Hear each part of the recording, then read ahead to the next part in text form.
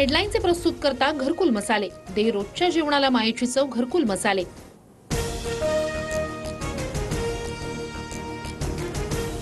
विधानसभेसाठी मवियाचा जागा वाटपाचा फॉर्म्युला ठरला। काँग्रेस 100 ते 105, ठाकरे गट 95 ते 100 तर पवार गट 85 ते 90 जागा लढणार। सूत्रांची माहिती।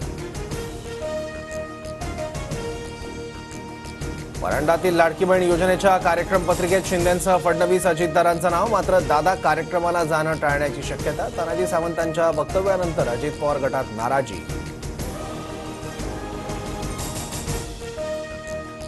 महायुतीसोबत राष्ट्रवादीचं मनोमिलन करणं भाजप नेतृत्वाचा अजेंडा। स्थानिक पातळीवर वाटटाळा, केंद्रातून भाजप नेत्यांना निर्देश। सूत्रांची माहिती।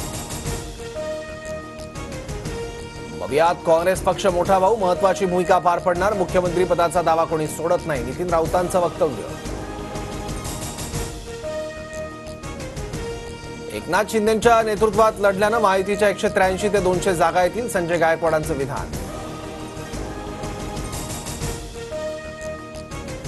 केंद्र 90 दिवस हमीभावानं सोयाबीन खरेदी करणार। खाद्यतेलावरील आयात शुल्कातही 20% वाढ। धनंजय मुंडेंची माहिती। तर किमान निर्यात मूल्य रद्द करतात।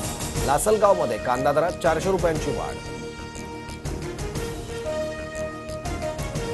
सोयाबीन आणि कापूस उत्पादकांना फायदा होणार। कांद्यावरील $550 निर्यात मूल्यही रद्द। केंद्र सरकारचे आभार, फडणवीसांची प्रतिक्रिया।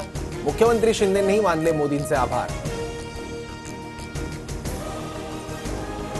कांदा निर्यात धोरणामुळे तोटा होऊ नये यासाठी राजकीय उद्देशाने घेतलेला निर्णय। कांद्यावर कोणतेही शुल्क लागणार नाही असा निर्णय यापुढे घ्यावा।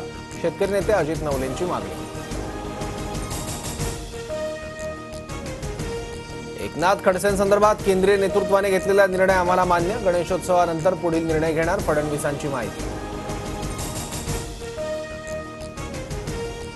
आताचे शिवसैनिक हे बारमधील शिवसैनिक। आज आनंद आश्रममध्ये पैसे उडवले जातात, हा दिघे साहेबांचा अपमान। वैभव नाईक संतापले।